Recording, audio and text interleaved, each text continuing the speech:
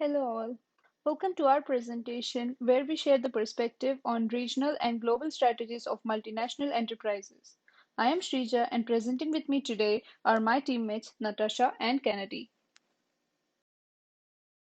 In the article related, Rugman and Verbicki mention that multinational enterprises are the key drivers of globalization. So what are these MNEs? A multinational enterprise is an enterprise that produces goods or delivers services in more than one country. They account for a large portion of global trade and investment, and they possess wide human resources, finance, expertise, and technology, as well as they enjoy substantial competitive advantage. Some of the examples include Apple, Ford, Coke, Google, and Microsoft. Their size and turnover can be greater than the total GDP of many developing economies. Now, let's talk a bit about FDI.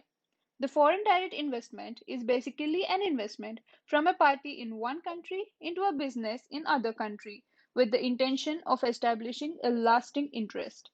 The most obvious way a business can profit from FDI is by gaining access to new markets and thus growing the business, which is established by linking the FDIs with MNEs. Most of the FDIs and trades are conducted by MNEs. One of the most discussed and well-researched models that indicates towards the competitive advantage of MNEs is the OLI framework, consisting of ownership, location, and internationalization. However, this paper states that most of these MNEs are not actually global companies. Instead, they have their majority of sales within their home countries of the triad. So what is this triad? The triad refers to the three centers dominating the world economy: the United States, the European Union, and Japan. MNEs from the triad dominate the international business as they account for about 80% of the world's FDI. MNEs pursue market opportunities more within their own triad than the outside markets. This means that the nature of international business is regional than global. For example, Walmart has 77% of its sales in North America alone and only about 23% sales outside North America. Why is it so? It is because of the triad power concept. The triad's geographic space shares commonalities of the required key product attributes for a firm, like technological infrastructure, capital, and knowledge-intensive firms. This gives scope for innovations for a product which could be launched in the three largest markets in the world. This power of having capital-intensive production process along with knowledge development for developing differentiated products, which are often known as a super product, is called the triad power. However, the companies has to be aware of the global impasse, where companies would not be able to repeat their home triad market share in other markets. In order to over such scenario, a company should establish a regional headquarters in each market to capitalize on commonalities within that region. Here, let's see the empirical evidence of the triad power. The world's 500 largest companies generated $33.3 trillion dollars in revenues and $2.1 trillion dollars in profits in 2019, in which most of these companies fall under the triad. This relative sales dominance in a specific regional market, rather than the very wide and eventually distributed spread of sales, reflects these five underlying critical issues. Firstly, most of the MNE sales are not evenly distributed around the globe, which means that the firm's products are not really accessible or attractive to consumers around the world. Second, every firm may have its own sophisticated and technological knowledge as the firm's specific advantage. However, there may be severe limits to the joint international transferability of this knowledge and its acceptance by customers across regions. Third, the lack of market performance across regions may also point to a relative inability to access and deploy the required location-bound FSA. Fourthly, if the MNE's market position is very different in the various regions of the world, it indicates the need for very different competitive strategies. A leadership role in one market may require different patterns of decisions than the other. Lastly, even Though these four elements have important implications on the MNE's governance, it might be incorrect to consider the firm's overseas market success with regard to its governance structure. However, including regional strategies would introduce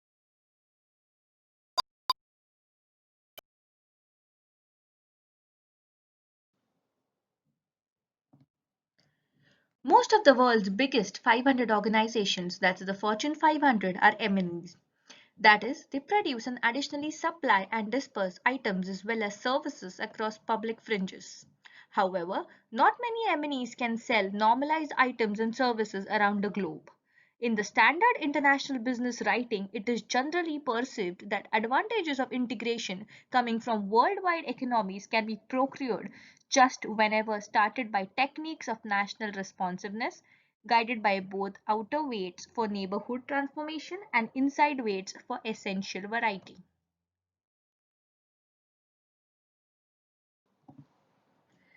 This slide mainly describes about the data and the classification of 500 MNEs. It goes as follows. Home region oriented.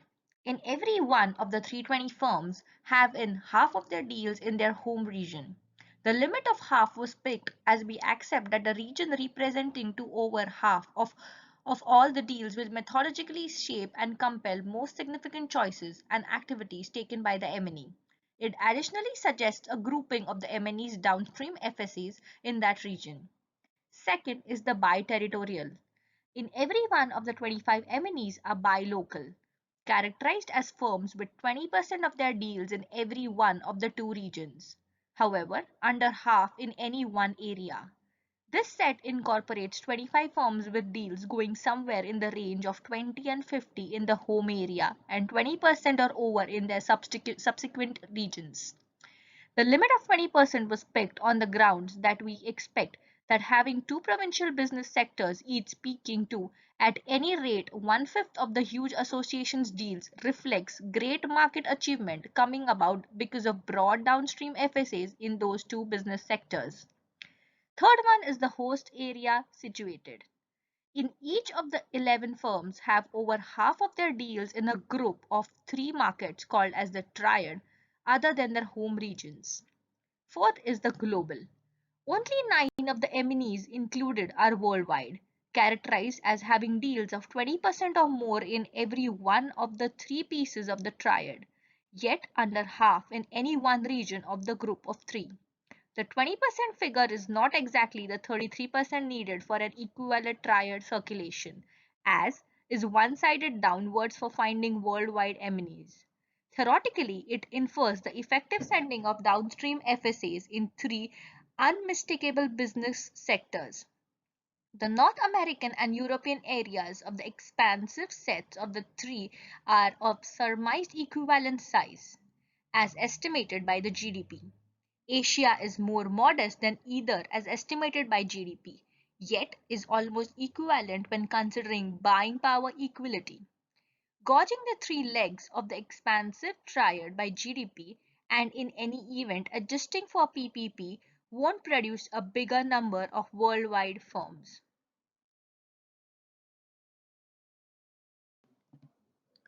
Given the above grouping of MNEs, there are 5 impediments of the information for improvements behind procedural solutions. In the first place, most enormous MNEs comprise of a few key specialty units called as the SBUs. The geological deal circulation may shift from each SBU, even inside a solitary MNE. Second, despite the fact that the rate edges received, that is 50 and 20%, allow a rational investigation over the examples of organization, the real deal rates apparently by the executives as the impression of the effective presence in a triad contrast from firm to firm. Inferable from information restrictions, it might be hard to credit specific deals to a particular region. For instance, Asian travelers may buy a considerable aspect of the absolute deals of an European extravagance merchandise which is a duty-free in the United States, although all these deals would be enlisted as US based. Also, industrial goods might be offered to worldwide accounts situated in another leg of the group of three, yet the deals may even now be enlisted in the home region. Third, The ramifications of specific deal rates for differential corporate techniques and structure over the set of three may likewise be firm explicit. Fourth, enormous home district deal rates don't infer to the absence of vulnerability to outsiders. The US car industry recommends that even huge pieces of the pie in the home local might be dissolved after some time by powerful opponents from different legs of the triad. Fifth, the firm level deal volumes needed in the regions to allow compelling contention and even reprisal against domestic incumbents is to a great extent industry explicit and not caught by the data.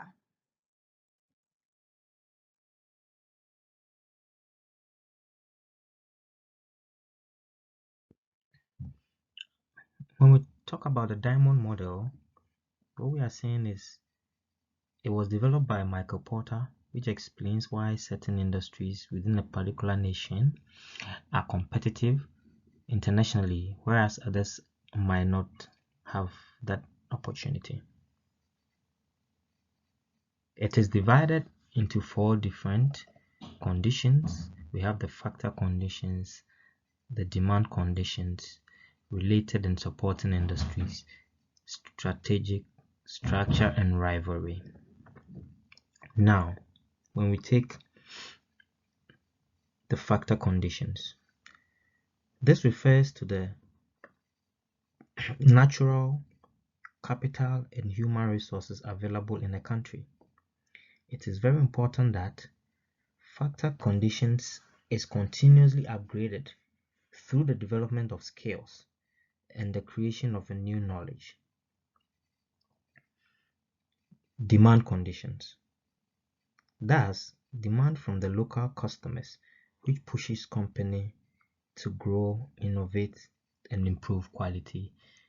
And when there is a company and they've been able to position themselves well and the demand is more, it now leads to them employing other means, investing in R&D to improve the way they do things, which leads to them to do well.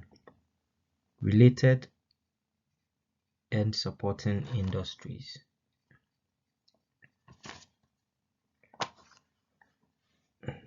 This provides foundation on which the local industry can excel. For example, suppliers are crucial to enhancing innovation through efficient and high quality inputs, timely feedback, and short lines of communication. This helps to put this company in an advantageous position. It even helps most when these suppliers are all also themselves global competitors. So they bring some of these best practices to play in their local settings to help some of these companies also do very well. Now we come to strategy, structure, and rivalry. This boils down to how companies are created, organized, and managed. This affects the strategy and how they structure themselves. Domestic rivalry, for example, pushes companies to develop unique, sustainable, and capabilities to think outside the box. So the internal competition helps companies to also put up their best and, just like we said earlier, employ very good strategies to let them play in the global world. So we take, for example, Japan, looking at their automobile local industry, where we have players like Japan, Toyota, Honda, Nissan, Suzuki, Mitsubishi, etc., etc. This are very good brands, and the competition locally is very keen. And the advantage that's given them is that because they've been able to survive in their local terrain with all the competition that there is, it has led to them to be able to make it easier for these companies to compete internationally, which we all agree. The diamond model was developed by Michael Porter, which explains why certain industries within the particular nation are competitive internationally whilst others are not. There are 4 factors or conditions that explains the diamond concept. These are factor conditions, demand conditions, related and supporting industries, and firm strategy and structure rivalry. If these conditions are favorable, it forces domestic companies to continually innovate and upgrade. It also helps when going international and battling the world's largest competitors. So now we take factor conditions. This refers to the natural, capital, and human resources available in a country. It is very important that factor conditions is continually upgraded through the development of skills and the creation of new knowledge. Demand conditions. Thus, demand from the local customers, which pushes the growth, innovation, and improve quality.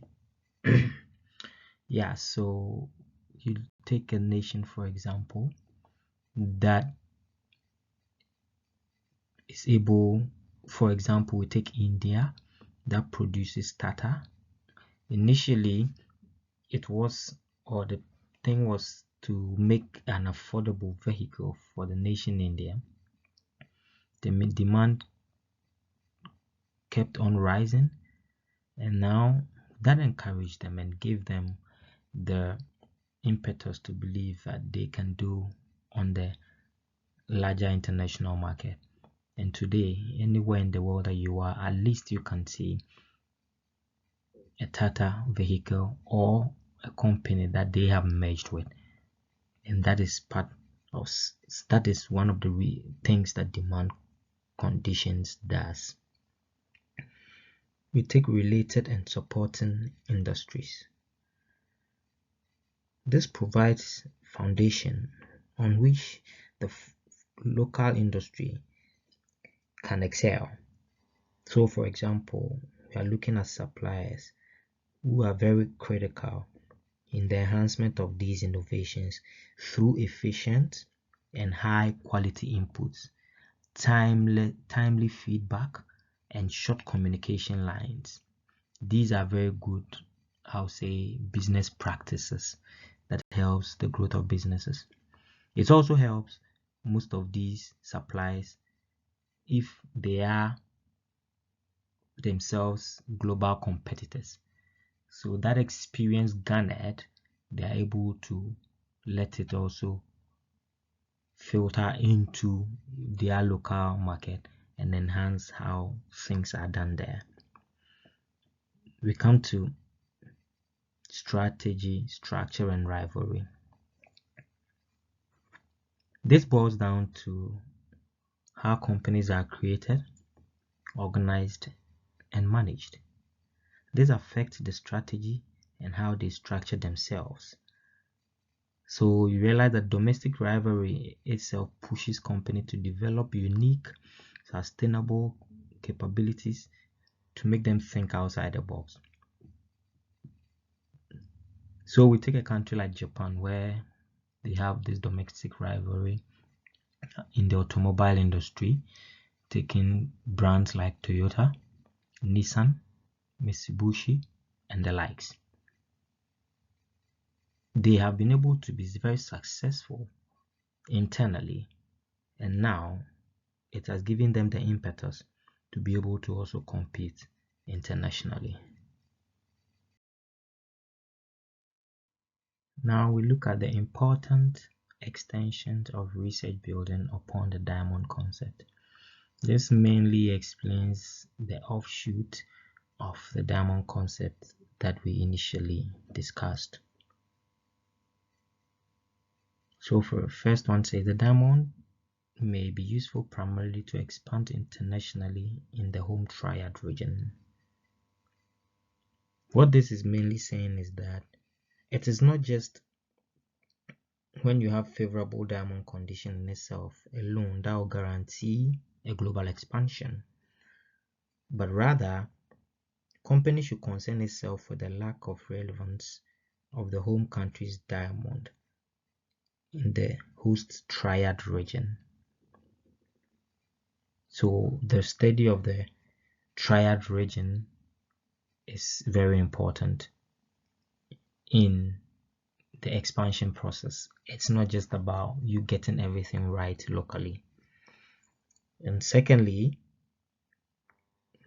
it says that it is important to the market attractiveness in the small market in the home triad region.